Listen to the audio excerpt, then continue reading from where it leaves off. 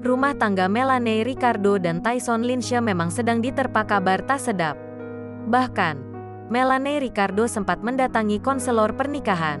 Awalnya, Melanie tidak mau mengiyakan ajakan Tyson untuk pergi ke konsultan pernikahan. Akhirnya ia luluh setelah mendengar penjelasan sang suami bahwa konsultasi juga cara mengukuhkan mahligai pernikahan dan memikirkan nasib dua anak mereka. Namun hal itu tak lantas membuat keduanya memutuskan untuk bercerai.